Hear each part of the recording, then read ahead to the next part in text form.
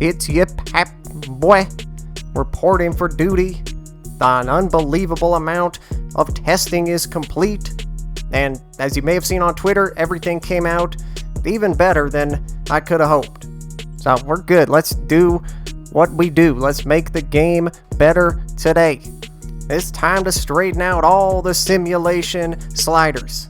Alright, so first of all, when it comes to simulating games, there's really two different things that we're dealing with here, right? So first is simming your own games. That's not really what we're talking about with these settings. I mean, yes, these do affect user games as well, but, when it's your own games, we just have so many other resources that do a lot better job, like all the game planning stuff, the coach settings, all that kind of stuff is much more important for our own games. We want to use all those resources first and foremost in that case. And I do have a coaching settings video. I'll put the link in the description for you, so you have that. And of course, also the last video, the simulator difficulty slider, that affects user games as well, so I'll put that link down there too.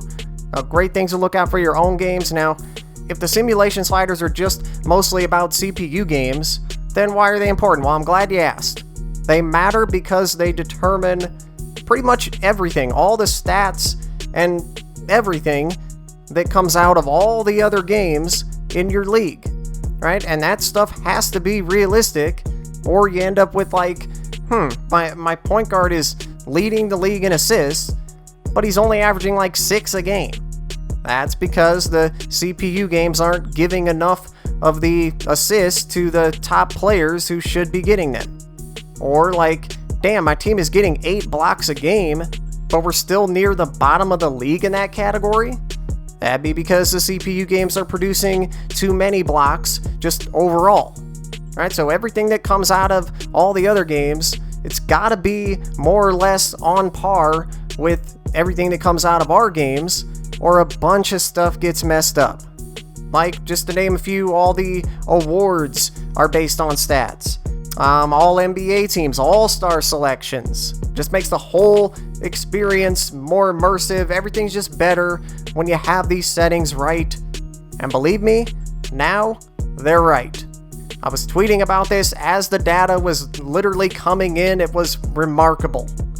So I had a whole season in my league with these final settings, and I compared those stats. I pulled up the real NBA stats from this season to date. They are legit. I mean, almost to the point where it was frightening. I mean, some of them matched up exactly, like down to the freaking decimal. Like rebounds is one of those. Drummond is leading the league right now with 15.2 a game. The leader in my league after a season was averaging exactly 15.2 a game. And with the teams overall, that was pretty scary. Like the leader in my league after that season, field goal percentage was also 48.5. And then the worst team in the league was, I think it was 43.3% in my league, the worst shooting team in the league. And in real life, it's 43.4%. So that one matched up at the top exactly, and then 1 decimal point away from matching up at the bottom too. The Bucks are averaging 118.6 points per game. The leader in my league was also the Bucks at 118.6 per game. And believe me, I could go on, but I think you get the point. We're good to go. Okay, but now before I forget, there are 2 other settings that kind of relate to this, and they're going to be under the setup category. It's the normalized minutes and normalized stats. Pretty simple here. There's no use for these. We want them both off. Doesn't really make sense to me because, whatever quarter length you want to use, I use the full 12 minutes, but whatever you choose for your played quarter length, just make the sim quarter length the same. And then we don't need these. We don't need to have the game try to normalize anything. Alright, now getting back to these, we got a bunch of numbers here, as you can see, but don't worry, I'm not gonna, you don't have to like write them all down as you're watching. If you're on PS4, everything is updated.